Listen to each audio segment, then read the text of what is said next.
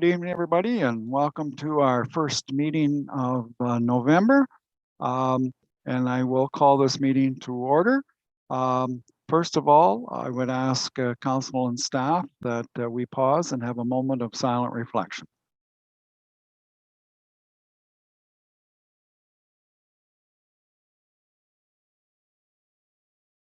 Okay, thank you. All right, the first item on the agenda is the confirmation of the agenda. Do we have a mover and seconder to confirm the agenda as it was sent out on the weekend? Councillor Rose. Do we have a seconder for that? Councillor Murray, thank you. All those in favor?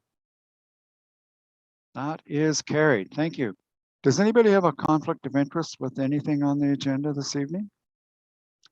Okay, I don't see any hands. If you find that you're getting into a conflict as the night goes on, you can declare it at that time. So the consent agenda is there. There's 5 items there, including the minutes from October the 18th and the special council meeting on October the 26th. Is there anything there that anybody would like pulled and dealt with separately or just want something clarified? Okay, again, I don't see any hands up, so a motion to accept the consent agenda would be in order. Moved by Councillor Marshall, seconded by Councillor Harold. All those in favor? Opposed, if any, that is carried. Thank you. Okay, we do not have any delegations tonight, so that we can proceed right into reports. And the first report is from the library. So Rosemary, I will turn it over to you for the library report. Thank you very much, Your Worship. Good evening, members of council. The library board met last Tuesday, October 26th, and I believe the minutes are with you this evening. We will be getting updated quotes for the library's capital projects. The quotes that we have currently, we didn't get 3 quotes for everything because it's been that kind of year where everyone has been quite busy. So we are going to get updated quotes for all of those projects because the ones we currently, that we did receive are now several months old. So we will get into that as well. We discussed the strategic planning process. The library's current strat plan ends next year. So either at the end of next year or the beginning of 2023, we will be introducing a new strategic plan. So that process is going to be starting in the new year, as the board had agreed. So we had a presentation on that and the different steps that we're taking. So that'll start in January. And we also had policy reviews, and this is part of an ongoing review to make sure that the library's policies are updated with current legislation and with current library trends. I'm happy to take any questions if anyone has anything they'd like to ask regarding the minutes. Okay, thanks, Rosemary. Any questions for Rosemary with regards to the library? Okay, I don't see any hands up, so I think that you're good, Rosemary. I have a recommendation here that the Council of the Municipality of West Perth receives the West Perth Library Board meeting report as information. We have a mover and seconder for that, Councillor Murray and Councillor Rose. All those in favor? Opposed, if any? That is carried. Thank you, Rosemary. Thank you. All right, the next report is Recreation and Facilities Manager with regard to a funding grant. And I'm not sure, Darcy's not here, so I think Dan is maybe going to talk about this one. Thank you, Your Worship, and good evening, Council. So before Council today is just an information report. Darcy is reporting that we were successful in getting the farm credit grant for $10,000 to be used towards the Broadhagen Community Center. This is to be used for automatic doors, basically just meeting accessible guidelines. Speaking with Darcy, I believe the installation will take place in 2022, just being of the timing. And we previously tried for this grant and were unsuccessful, as the report notes. If there's any questions, I'd be happy to try and answer them. All right, any questions with regards to this for Dan? I guess it just shows you that persistence prevails. If you don't succeed, keep trying. Councillor Marshall. I just wondering what the full amount of this this project is. If there's any, I saw there wasn't any required matching funds, but I wonder what was the full amount of the project. Thank you, Councillor. You mean the cost of to do the automatic doors?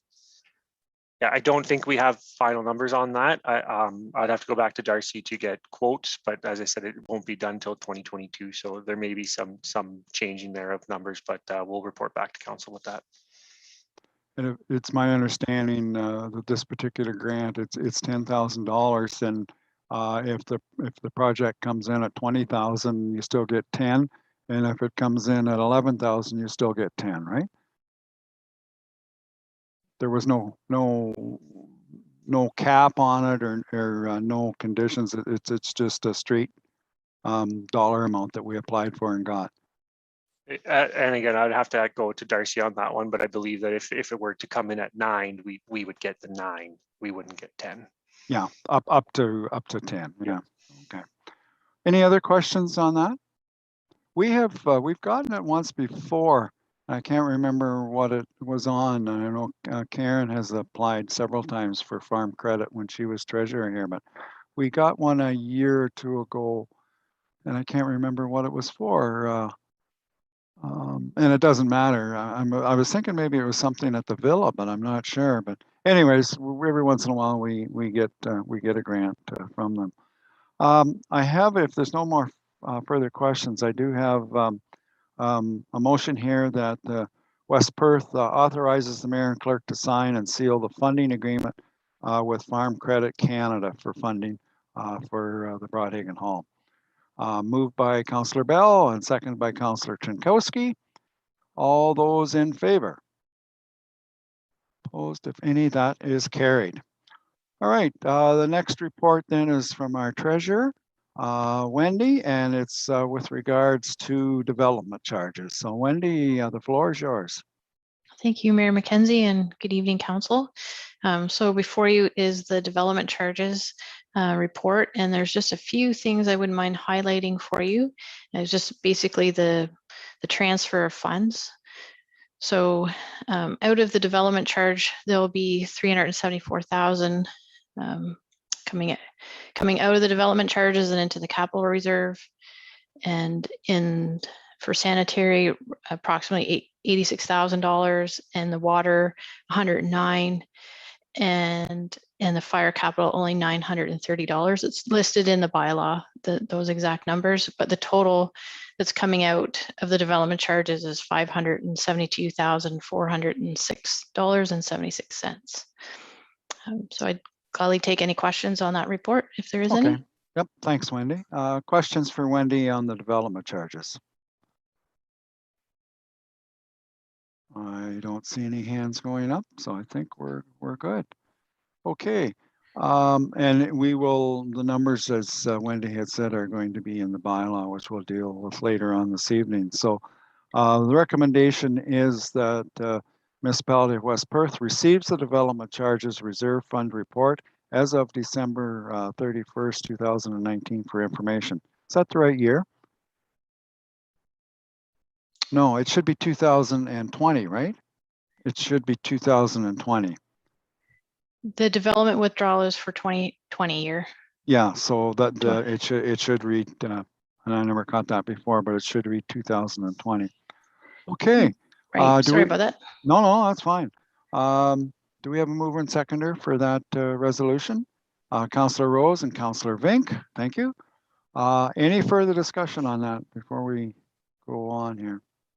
All right, all those in favor of that motion? Opposed, if any, that is carried. All right, the next item then is the budget calendar. And Wendy has a list of dates there. So Wendy, I'll let you take it away again. Yes, this one is just what we've put down as a guideline for the 2020 budget process, and hope to have the budget finalized by March the 28th. If there's any questions, I'd gladly take them. Okay. Questions for Wendy on that? Councillor Vink? So since we're half splitting apart, we'll say capital and operations, would you see some capital expenditures approved earlier than that March 28th? At which of those council meetings might we do that? So on November the 22nd, there's going to be the strategic plan and a capital project list coming forward. And of those projects, the managers will identify if they need pre-budget approval. And then there will be another group of capital coming either on the 24th of January or the February 21st meeting, just because of the grant funds, we won't know for the modernization until the beginning of January. I think this will allow, in particular, maybe Mike to get some tenders out for, you know, whether it's road construction or as we dealt with, I think at the last meeting, a snowplow truck and a snowplow, but it'll allow us to get a few of the bigger items out ahead of time and make use of early tendering. Any other questions for Wendy on that? All right. Recommendation here is that Municipality of West Perth accepts the budget calendar report as information. Mover and seconder for that, please. Councillor Matheson and Councillor Marshall. All those in favor? Opposed, if any, that is carried. Good. And it's Wendy's show here tonight. The next one is OMPF. So the funding announcement came out for the Ontario Municipal Partnership Fund, or OMPF, and this year it's been allocated $926,600. It's a slight decrease of $69,600. So if there's any questions? This is basically what we kind of figured we would be at, is it not, Wendy? Like, we kind of knew the formula they're using and that this is what we expected? Yes, it is. I don't know how much more we have left to cut on that. I could definitely look into that. Just I'm not sure the formula that has been used for West Perth. But... Yeah, there was an end date, but I can't remember when it was. Do you have a question, Doug? Yeah, does the province give you the household count, or is that just a number you put in there? That's provided by the province. So like when Bob McLean sits in our meetings and says, we built 42 new houses last year, the numbers don't add up, but they're still cutting us back money. Regardless, they're not giving us so much per household. They're just giving us X. Well, they're cutting back per household as well, Doug, right? Well, they could be, yeah. I don't know, Walter. We've known for 10 years they're cutting back. Yeah, at but a rate. if you look at the chart there, it has the households that we have, and if we look at 2022, there's 3662 for household count. And I don't know how accurate that is. I assume it's fairly accurate, but the cost per household is 253, where the previous year it was 273. So we were cut back basically $20 a household. So if we told them we built 60 houses and they cut us back, they would cut us back more. I mean, I think it's just a number. They use whatever numbers they feel. They're going to cut us back till we're zero, I believe, for dollars eventually. Although it has slowed down. Yeah. Question, I guess, Wendy, is where do they get the numbers from? Like, we must submit our new builds and stuff at the end of the year. Like, there must be an adjustment that they know that our housing has increased. Like, how is that achieved? I definitely can ask them. It's in their documentation that they send us their household, but when I looked at it, I don't see a reference.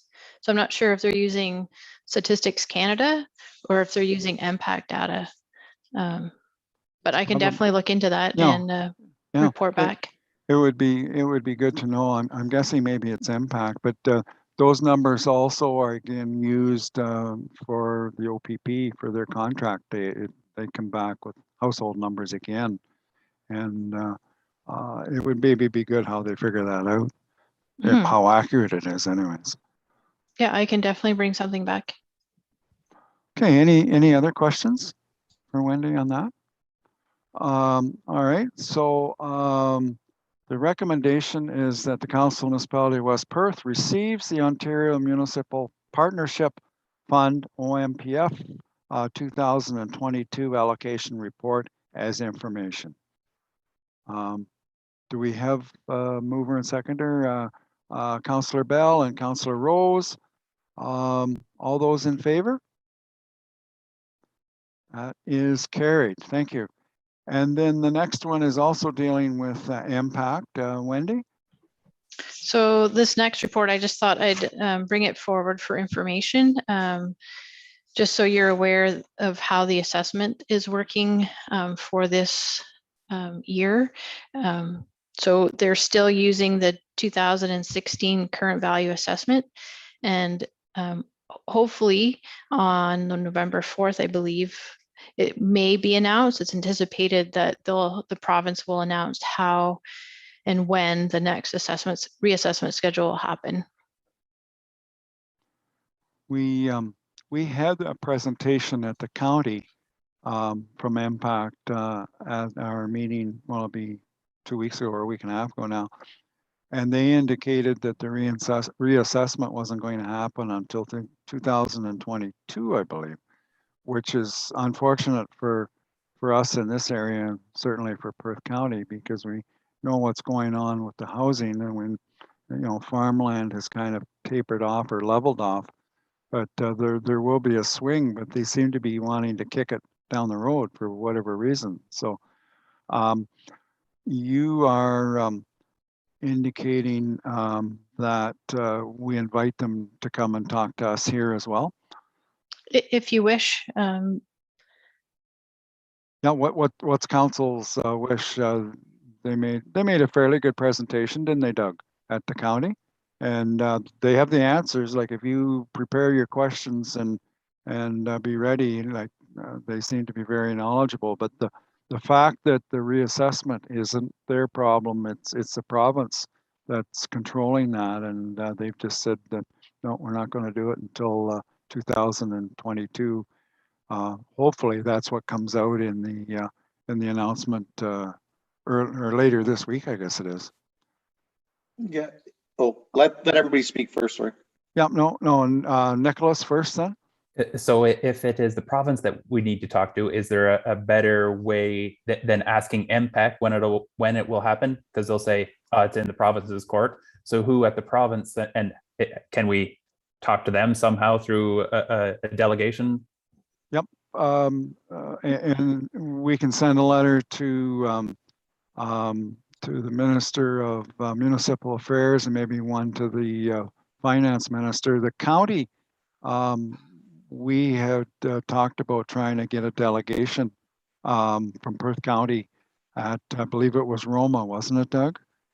Yep, coming up. And try and advocate that they shouldn't be kicking this thing down the road. So that is going to happen through the county.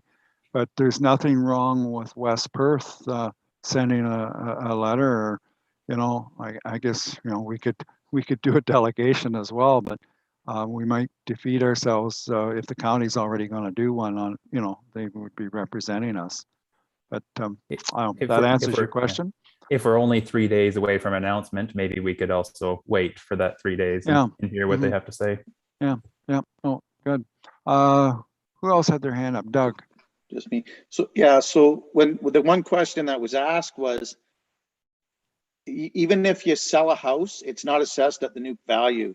Even if you sell a farm, it's still assessed at the 2016 value. So if farms in 2016, and somebody can correct me, were say 1.5 million, and in 5 years later it sold for 3 million, it's still only assessed from what I got at the 2016 price. So You're farms right. will go up a bit too, right, Walter? And they'll houses, go up a bit, but not yeah, as much as like houses. If you look at an individual basis, they will have gone up percentage-wise a lot more. And that was the thing that amazed me. You could build a new house in 2021 and say it's $800,000 house. But they'll look at that house and they'll assess it as what a house, that square footage, that same design was in 2016. And that's the assessment that they'll put on it. And I didn't realize it worked like that, but that's what they said. So there's going to be some major catch up when they do the reassessment and bring it up to market value or today's value. But, I just found that very interesting that they roll it back to 2016. Other questions at all? So Wendy's question is, would you like them to come and make a presentation to us as a delegation at some future council meeting? Jeff? I think so. Even if it's going to happen sometime next year, so I think it's good to have an idea of how they're, what's going on with it. If 2022 is the year to be done, right? So that's so I think we should get an update before it happens next year. Okay, good. So the recommendation here is that West Perth directs staff to invite MPACT as a delegation to a future regular council meeting. So do you want to move that, Jeff? Okay, moved by Jeff. Do we have a seconder for that? Councillor Jankowski. Any further discussion on that? I think you'll find it very informative. They were really good at explaining things at the county anyways. Okay, all those in favor of that motion? That is carried. Thank you. Okay, the next one then is also Wendy's, I think, and that's the donation policy.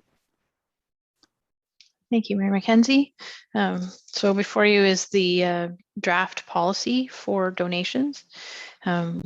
We definitely looked at some neighboring municipalities and kind of what they had for donation policy.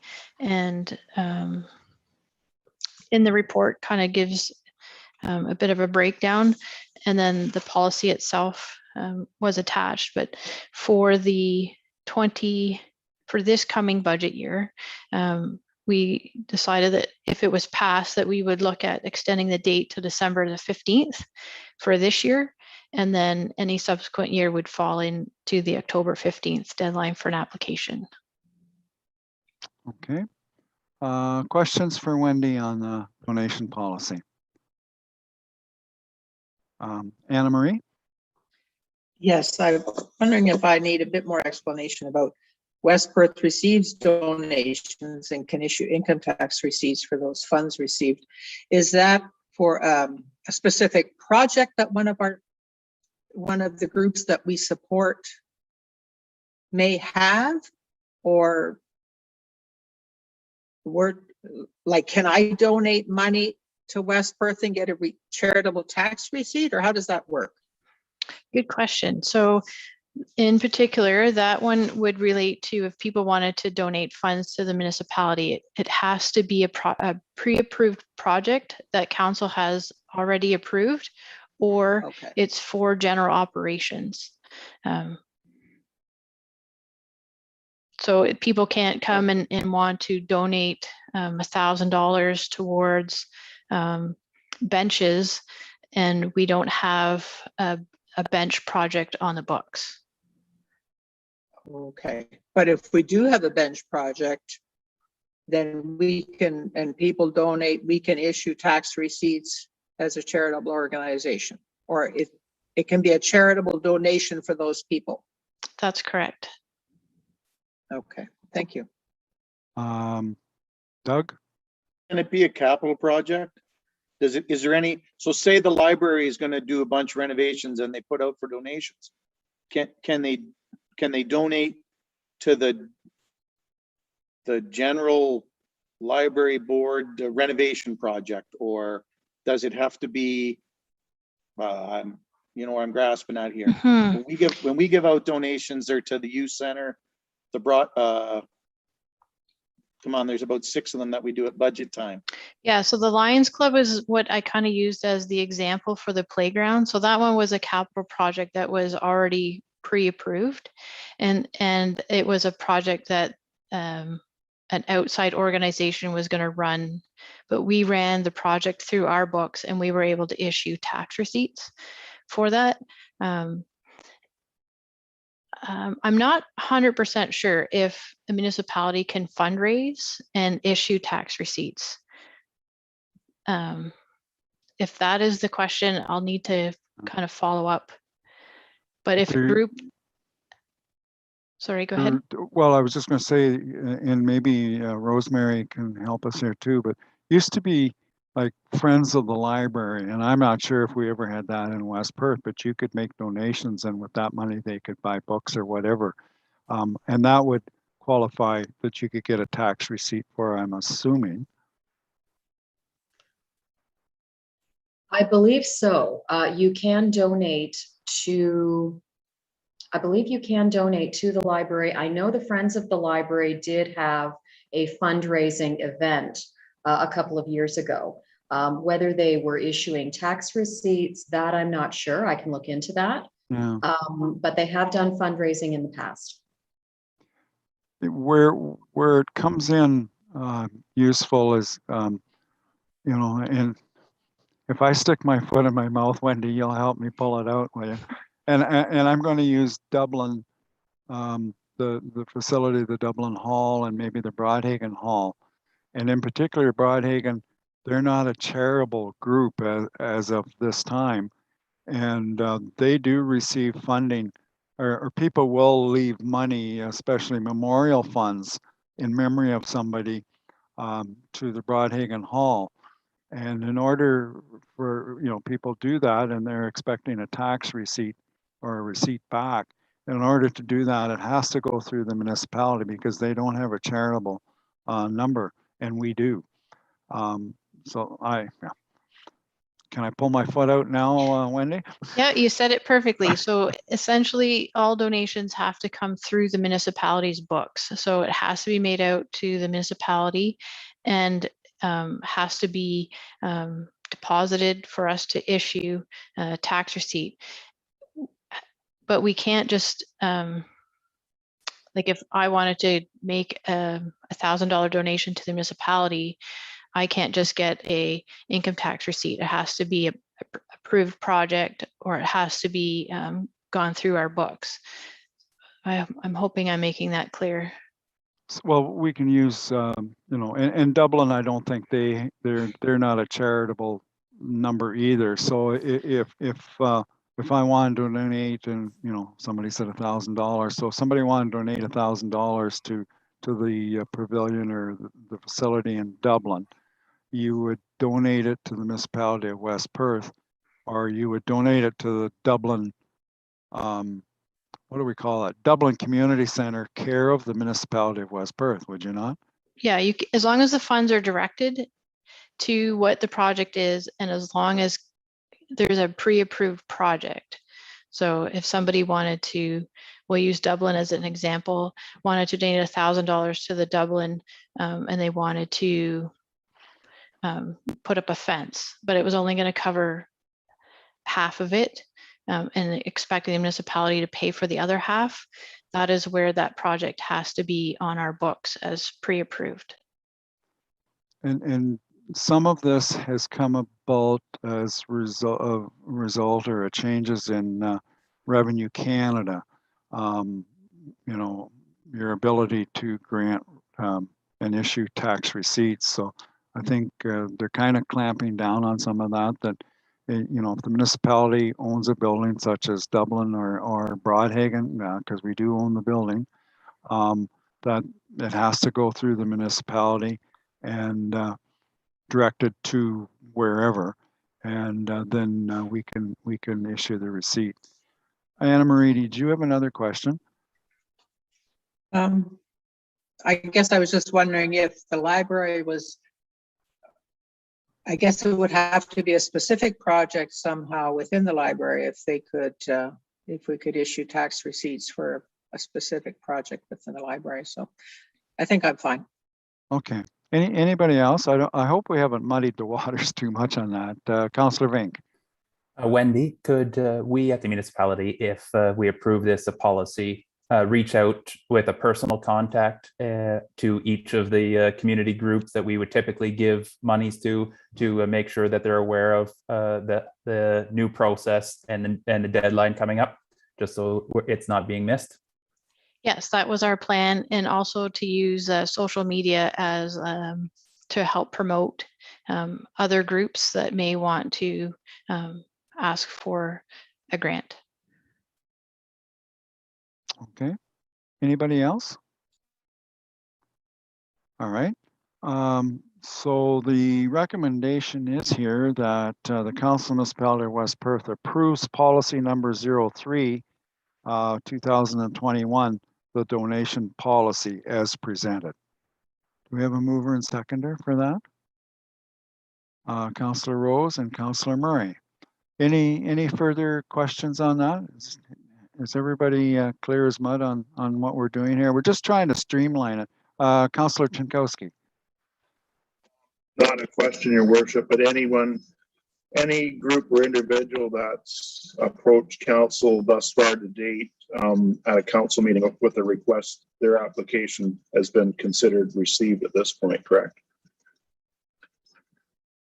I would assume so. And I don't know how many, I don't know how many we've had that have approached us, but I think Wendy had the right idea, and Nicholas, that we contact all the people that we've traditionally given grants to other years and make them aware of this. Did you have one in mind, Dean? Like I'm trying to think here. Like the only one that I know of that came as a delegation was St. Mary's Hospital. Yeah, that's the one I had in mind, but I couldn't recall if there were any others during the year.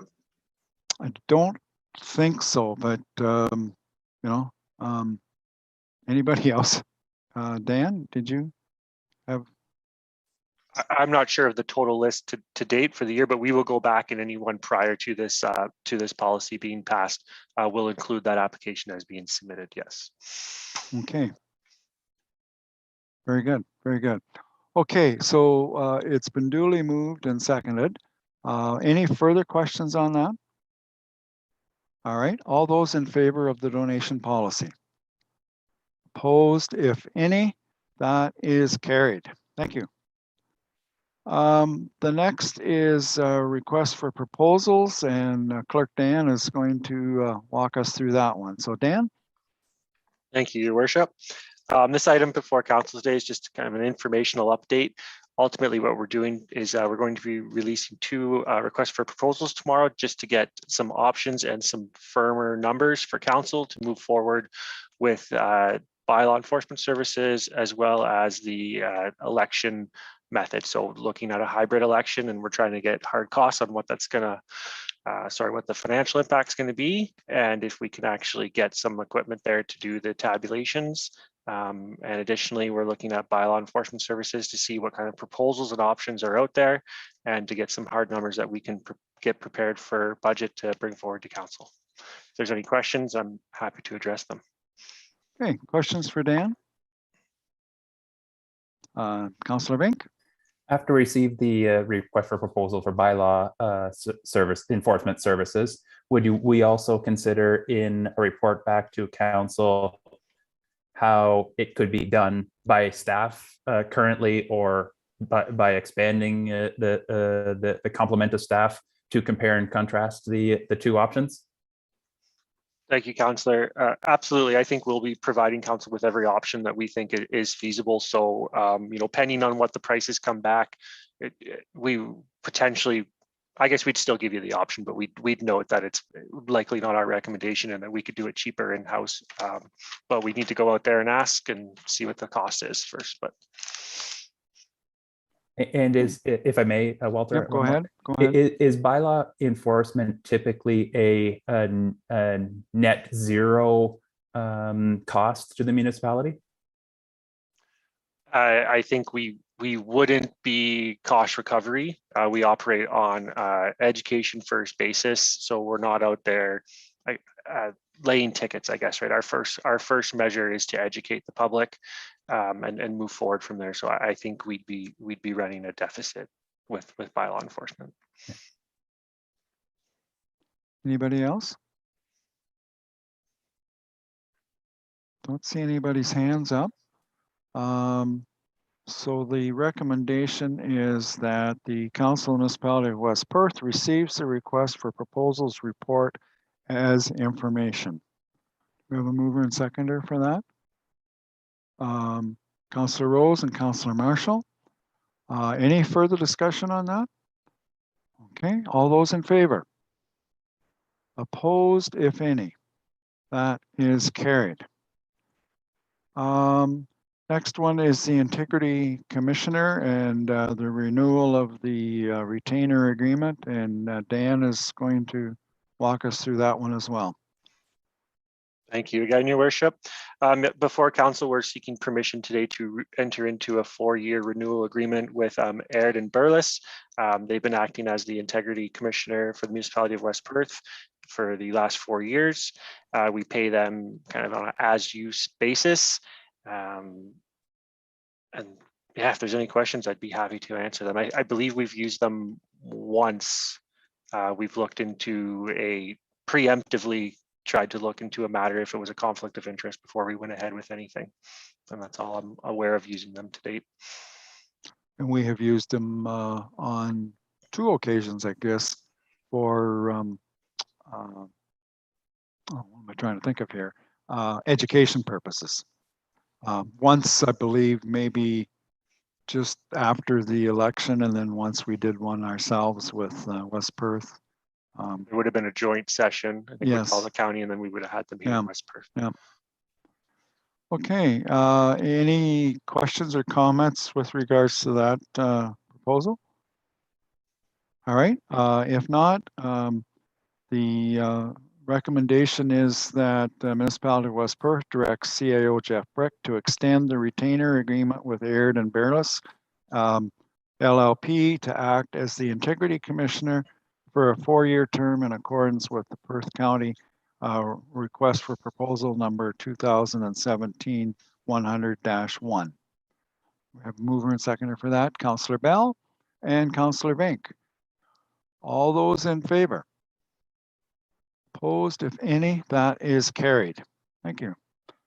The next one again is Dan's, I believe, and it's the COVID-19 vaccination policy. So Dan? Thank you. Before Council today, there are 2 policies. The first policy is the draft municipal-wide COVID-19 vaccine policy. The second policy there is ultimately a pared-down version of the first policy, which is aimed and directed towards recreation facilities. That's in order to meet the regulations from HPPH to have a policy in place for recreation facilities.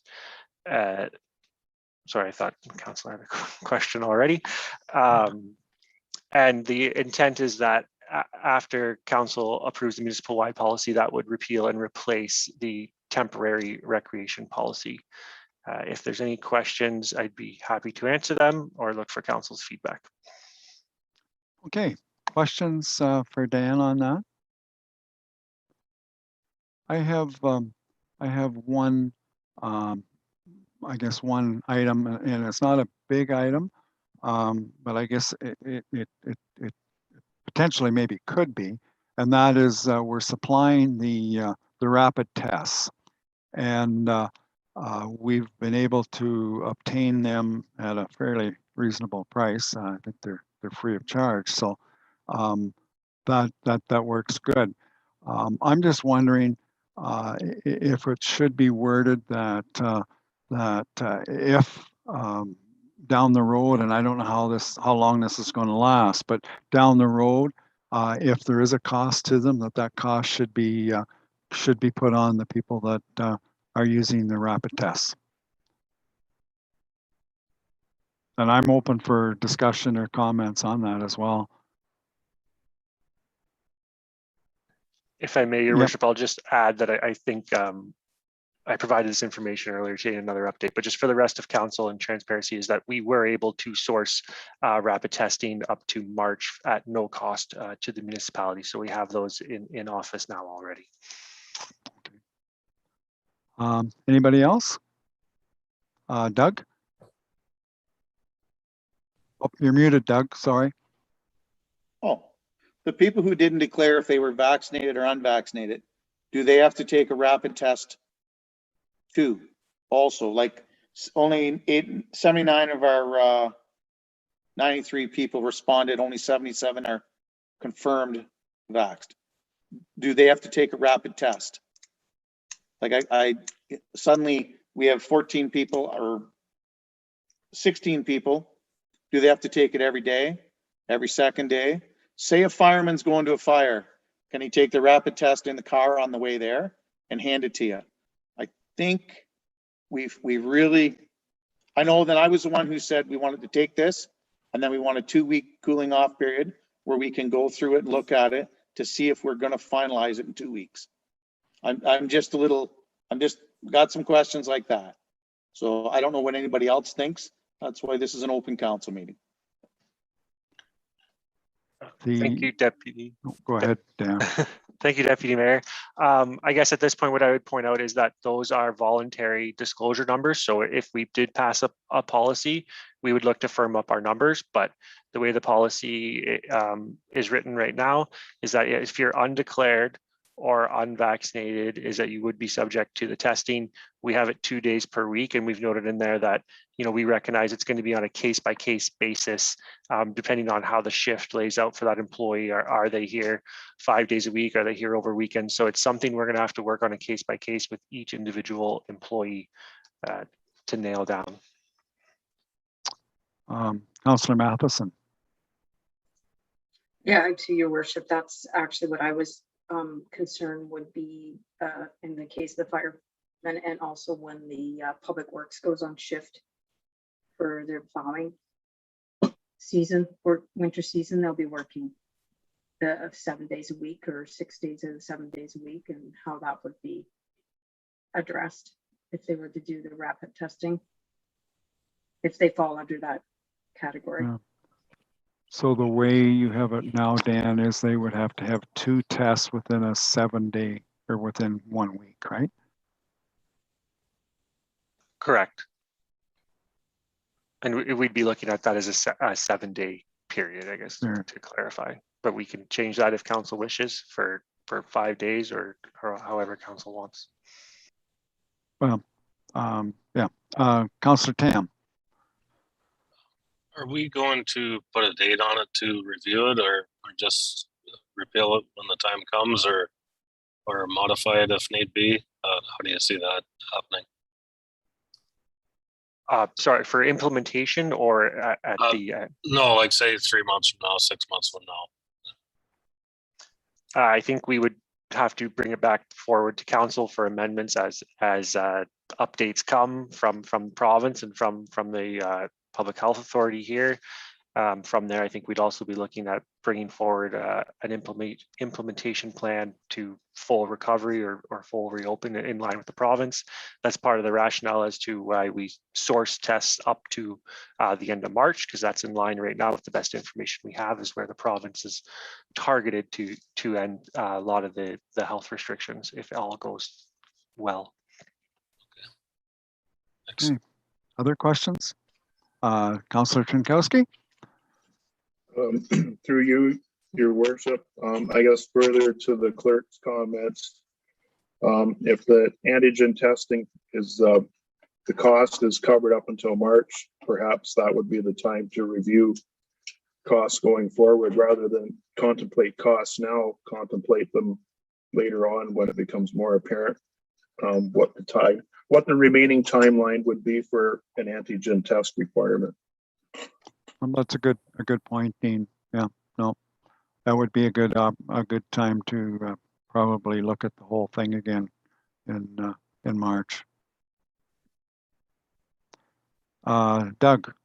Would it be not more advantageous to do it the 15th of January? Because if they say they change and say the 15th of January, I think right now is the day that you don't have to be vaccinated. But you can't go on an airplane, you can't go in a restaurant, you can't do this. So the people would have to be vaccinated 4 weeks apart and have a 2-week waiting period, which gets you to the end of March. Or gets you to the 1st of March. 1st or end of March, Dan? Mr. Hobson? End of March. End of March. So it would be, sorry, it would be the 15th of February. We should maybe revisit to see where we're at after that January 15th date. Just a suggestion. Okay. Dan, sorry. Thank you. I just want to highlight that it's in the report, and I just want to make sure that it's not overglanced. But in reviewing everything, administration feels that we do have a duty to accommodate, and by that we mean that we do have a requirement to provide these tests to the employees at no cost. I don't have a problem with providing them to the employee, but I guess my issue is we're allowing them, if they don't want to be vaccinated, that's fine. You don't have to be, but you do have to do the rapid test. And why are we supplementing that? If it's their choice not to be vaccinated, if they choose that, that's fine. But why should we be providing those after? Well, as long as we can get them for free, it's not a big deal. But if there is a cost down the road, I'm not sure that shouldn't be passed on to the individual. It's a cost that they have caused us to incur. And I may be the only one that thinks that. I don't know. I can see everybody on the screen. Like you can chirp in if you want. Councillor Chudowski.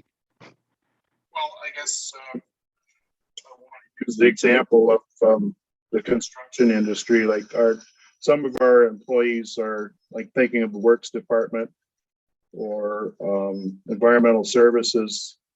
Their work is either governed by the Occupational Health and Safety Act, whether it's construction regulations or the mining regulations or the industrial regulations. So there's prescriptive requirements for safety,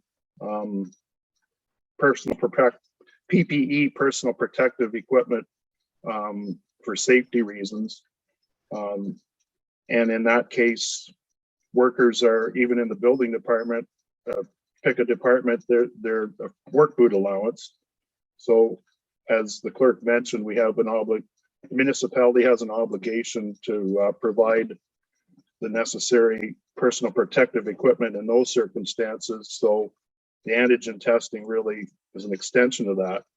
So how can we differentiate one type of PPE over another would be my comment. Okay. Anybody else? Jeff?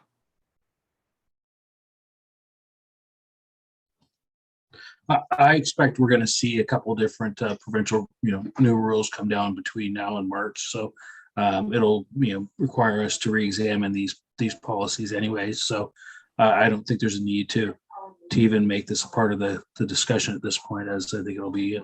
I'm certainly hoping it's moot come March anyways, and the province seems to expect that it will be. So I think if there's a need to look into this when we get to the when we have to update these policies, then I think we look at it then. But I think we're good to go for now anyways. Okay, good. Anybody else? Did you have your hand up, Mike? Oh, okay. Nobody else? Then we do have a motion here. And I'll read it and then we'll go for a mover and seconder.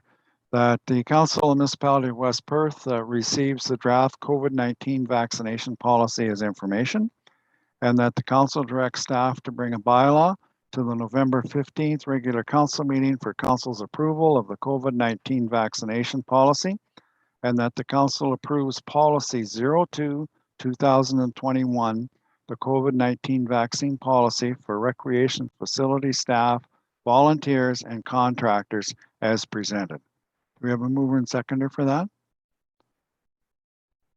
Councillor Matheson and Councillor Murray. Any further discussion? Okay, all those in favor? Keep your hands up there, yeah. And opposed? That is carried. Thank you. Okay, moving on. We have one other from that Jeff has left here, and I guess we'll let Dan explain that one, and that's the holiday office closure. So Dan? Thank you. Yeah, before council today is a report from CEO Brick recommending that we close the municipal office to the public over the Christmas holidays. During that time, staff can either work or take vacation as per usual. I believe this is what happened last year. If there's any questions, I'd be happy to try and answer them. Okay, questions with regards to this policy? No? Okay, the recommendation then is that the Council of the Municipality of West Perth authorizes the closure of the municipal office to the public on December the 24th at 12 noon and reopen Monday, January the 3rd, and that should be 2022. Okay, do we have a mover and seconder for that? Moved by Councillor Rose, seconded by Councillor Marshall. Okay, any further discussion on that? This is fairly common with other municipalities, I believe, as well. No further discussion. All those in favor of the motion? That is carried. Opposed, if any? It's still carried, but yeah, okay, good. Correspondence, we have none at this time. Council reports, first one is the Sabo Bayfield Conservation Authority, and the latest meeting was October the 21st, I believe. Councillor Tam. Yes, the latest meeting was October 21st. The minutes are in there from the September meeting and the budget meeting on October 14th. I guess the only thing that I'd want to highlight is we had a delegation October 21st about shoreline protection, which seems to be an ongoing issue. And the budget, it's been circulated to municipalities now. The original budget came in at 3.96, and then it was sent back, and it came back at 2.43. So I think ours is around 2.9 just because of assessment growth. But it's been circulated at 2.43 to municipalities for comment, and then it'll go to the December meeting for approval, hopefully. If there's any questions, I'd try and answer them. Okay, questions for Councillor Tam? Okay, I don't see any. The next one is Maitland Valley Conservation Authority, and there was a whole bunch of minutes of meetings there. So Councillor Matheson, you want to highlight anything in that group of minutes? I guess one of the biggest things to be highlighted is the decommissioning of the Gorey Dam and the restoration of it.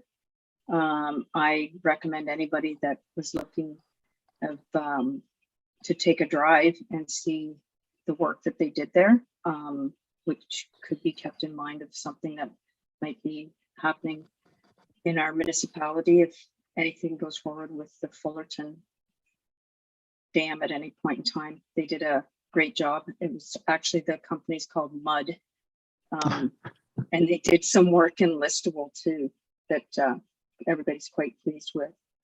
And the only other thing is to highlight how important the flood and erosion department has been under a lot these last few months with all this wet weather, and just to add to what Mike was talking about, the erosion of the shoreline and how important the stewardship is to get out there and use ground cover and do the preventing of all that water rushing off the land and down towards the lakes and washing away a lot of structures into Lake Huron.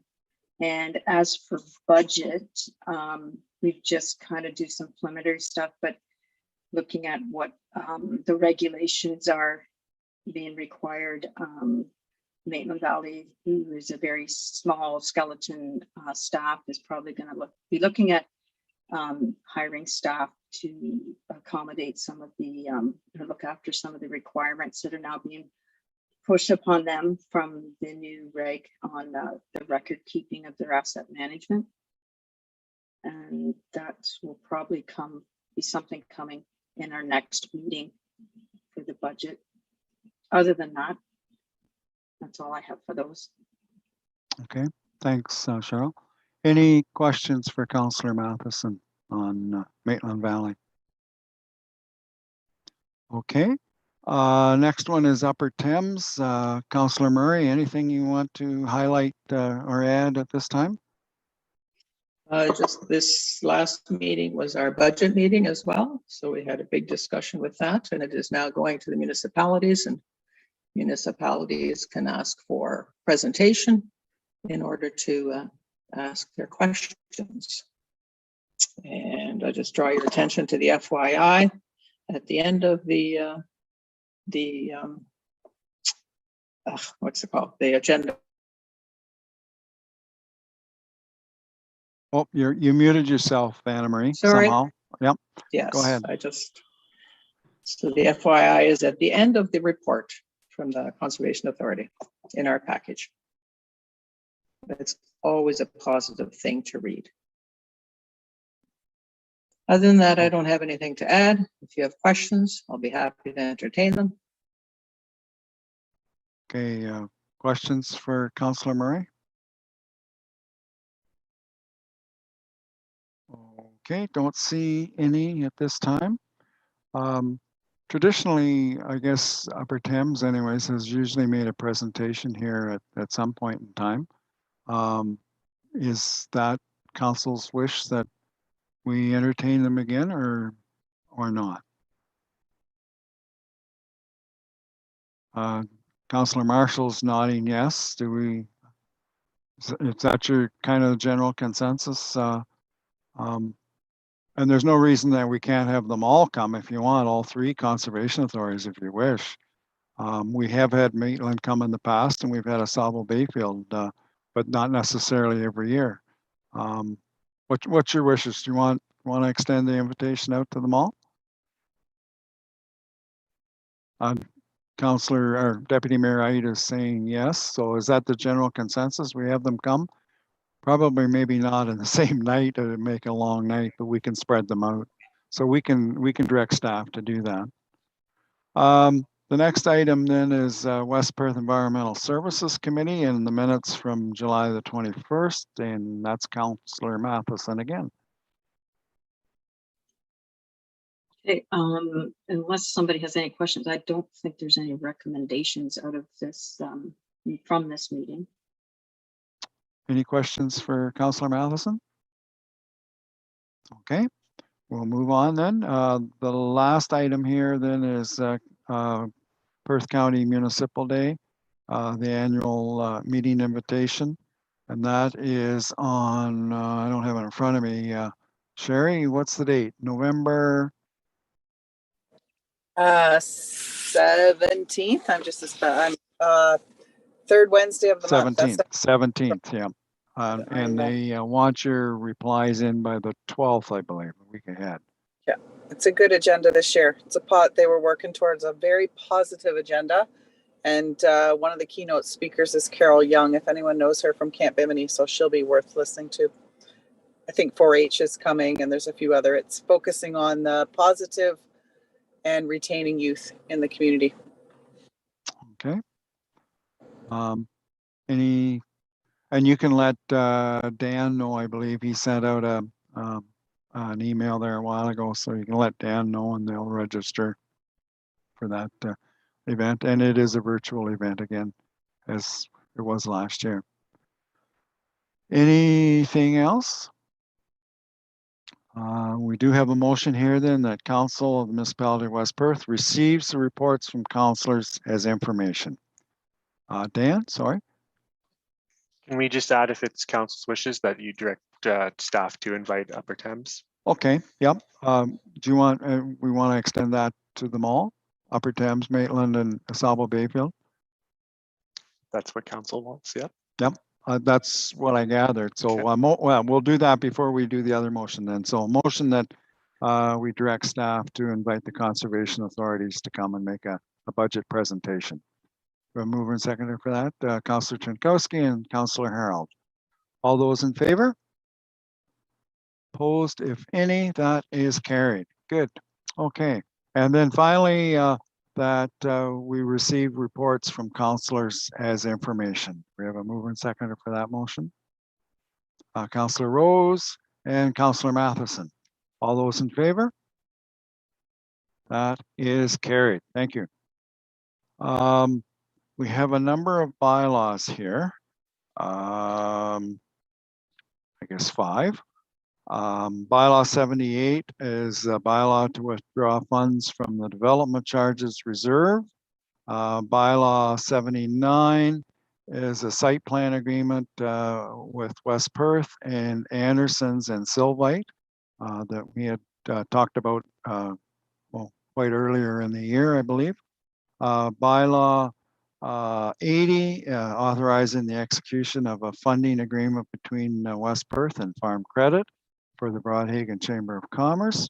Bylaw 81 is adapt the COVID-19 vaccine policy for recreation facility staff, volunteers, and contractors. Bylaw 81 is bylaw 82 rather is a bylaw to adopt the donation policy. So we have a mover and seconder for all 3 readings on those bylaws. Councillor Rose, we have a seconder. Councillor Marshall, any further discussion? Speak now or forever hold your peace. Okay, all those in favor? Opposed, if any? That is carried. The announcements are there. Kind of highlighted on some of them. Next regular meeting is 15th, and then Municipal Day is the 17th. And Remembrance Day, of course, is the 11th. Any notices of motion? Oh, Mr. Mayor, Yes, sorry. are we doing anything for Remembrance Day as municipality, or have you heard of anything being done? I haven't heard of anything. As far as I know, Doug, it's going to be similar to last year. I don't think there's any events that I've heard from the Legion or anything being planned. No laying of the wreaths or processional or anything. Okay. Not that I have heard of. If Okay. something comes, we'll certainly notify everybody that there is. So, yeah. Under other business, just the one item that I thought of, and that is the Lions Santa Claus Parade, and it's going to be a drive-by parade again this year. And other years we have put a float in it, and we didn't last year. And sometimes you're noticed by your absence as much as you are by your presence, and that's one of the ones that probably would take into effect that you're maybe noticed by not being there. And I'm just seeking, I guess, wondering if council would have support that we put some type of a float entry there from one of the departments. Normally in the past, it's been the operations people that have put a grader or something in there. But I think we just leave it that, say we would like something in there and let them look after what it is that they want to put in. And there would be a cost involved. We would expect that somebody would have to man it that night. So I would expect that we would pay them to be there. I just, looking for support if you so see fit that we would do that. Comments? Yes, no, good, bad, or indifferent. I guess I'll find out if we do it by a motion, Dan.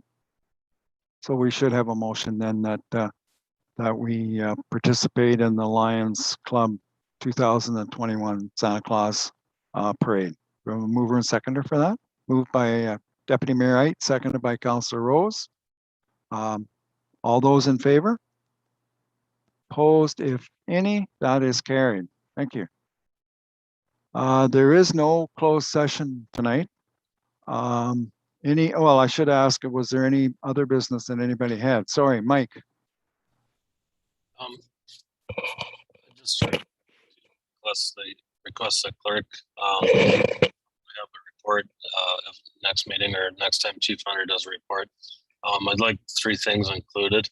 The fire siren report, I thought the results were due back October 18th. Also a report on the new tanker and disposal of the old tanker. And I can update you a little bit, Mike, on that. There is still some work to do with regards to the fire siren. The survey hasn't been completed yet. So that is up to some of the other staff to circulate that. I believe we're going to circulate it to the neighbors within so many blocks, I think is what it was going to be. And then we got to set a date for a trial I guess to see how loud it is or to see who can hear it. The truck, I did have a conversation with Chief Hunter today, and the truck is in Woodstock. I think it's getting some last minute things done. And once the new truck comes, and it's my understanding that there is still some equipment on the old truck that will be coming off of it and going on the new one, and that's what he indicated. So, but he can update us at our next meeting, and maybe by then the truck will even be here. But his intent is to once the new one comes, to take some pictures and put it on Gov Deals, and we'll get rid of it. Mike, go ahead. Yeah, it'd be just nice for us to hear those things from him, because the date that we had was October 18th for that survey. And, and I understood the truck's been out of service since July 31st with nothing on it, is my understanding. So it'd be nice to have Bill answer those questions. Yep, and we can do that. He did indicate that the changeover in dispatch for the fire has been taking a lot of his time, and I'm not sure what all is involved, but I can imagine familiarizing them with our area would probably take a bit of his time. But that's what he said. He spent a lot of time on that recently, and he needs to do the survey. I think he was counting on some help out of the rest of the staff in the building to help him with that. So that will happen. It's just it just hasn't happened yet. So yeah. Okay, Deputy Mayor Wright. Mr. Mayor, the social media thing, same, Remembrance Day, same as last year, Remembrance Day, wreaths will be on the fence, and a Bruce ceremony at the Cemetery, no procession. Somebody who's watching sent that to me, I assume. Okay. So we thank them. Yep, good. Councilor Marshall.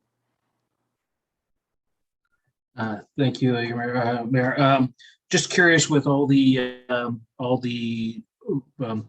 we've got a new policy coming forward about vaccinations municipally, and some of the changes provincially. I wonder if we're looking at doing, getting back to some in-person meetings at some point in time, if there's any plans for those.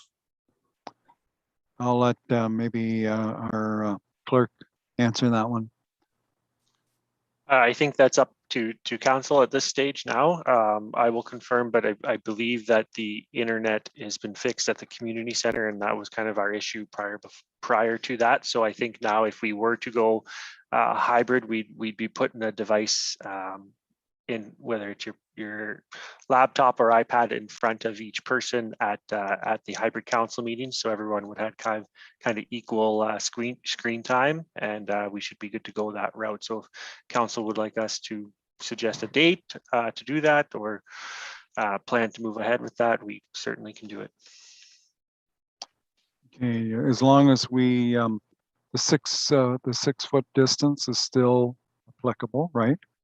And mask when you go in and when you get up and when you leave, right? Correct. And it'd be a lot easier now, as if those that did attend for a hybrid, we had a lot of wires everywhere all over the place, and that might not be as necessary now with everyone having their own devices there. Okay, well let's have some input from other members of council then. What's your wishes? Murray? I would suggest that we move along with that as soon as we can. The in-person, like we were doing. Mm-hmm. Okay. Anybody else? Cheryl? Yeah, can I make a suggestion then that if we do that and it ends up being some counselors in or whatever, like do a mock-up? Because I know the first couple of times we attempted it, there was some little glitches. So just instead of going in, where say we pick next meeting is going to be in person and we haven't tried it out. So I'm just suggesting that maybe it be a tryout to make sure that it actually works and not have the glitches that we had and the other ones. It was kind of like, let's do it, and it didn't maybe work quite right away off the bat. So it's frustrating when you're on the other end and you're not in live. It's nice to be, if you knew if it worked, then great. But I just think it'd be nice to just do a trial of how it would actually look, and if that's actually going to work. A point well taken. And from other experiences, no matter how well you prepare and practice before the meeting, something can still go wrong when the meeting happens, and I've seen that occur. Nicholas? My preference would be either to be all by Zoom or all in person, that skip this hybrid where there is half and half, that we would do it one way or the other. And I guess that's possible, but the vaccination policy that we implemented will come into play. Whether that impacts anybody on council or not remains to be seen. I think that's the idea of being flexible. You can go either way. We could ask how many, if we meet in person, how many people would show up. I think that was one of the frustrating things I saw. Like, we were setting up all this stuff for council, and then we had 4 or 5 people that would show. It's a lot of work to accommodate half of council and then the other half being on Zoom. So then we would need only 1/10 of the work. If everybody was in person, then we wouldn't need the same effort of putting a camera and audio on everybody, because we would be essentially how we were conducting business before.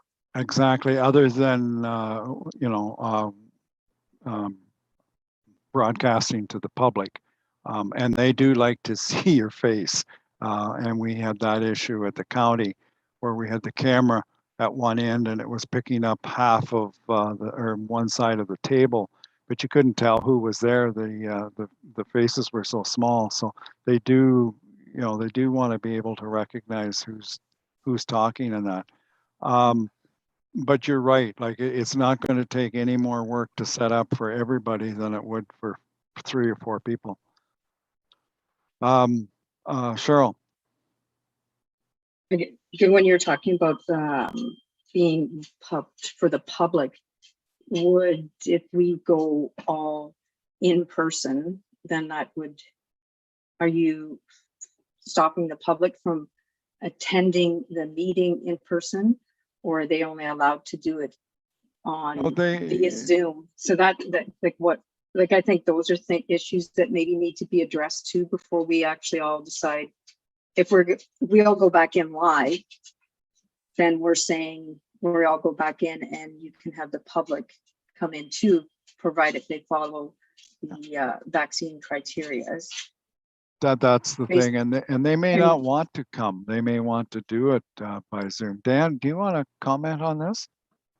Yeah, I think the best option right now would be to leave it with administration, and we can bring a plan to council either sooner or at the next meeting if that's sufficient, because we do have other facilities, and I know the plan was to use one of the rooms here at City Hall prior to going over to the community center. So let us revisit. I haven't looked at that room personally, so I can't speak right now if all of us were to attend in person, if we can ensure social distancing or not.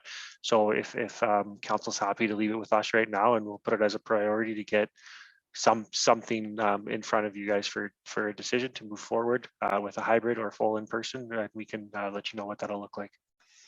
Okay. And I think it is possible for council to meet in the one room. I think we'd be limited if we had a large delegation. That we might run into problems there, but yeah, we'll leave it with staff to have a look at that and go from there. So just to kind of wrap up and focus in on this. So and staff will come back. It looks like it's not going to happen at our next meeting. I don't think that we would be in person. I think you want to come back with a recommendation first.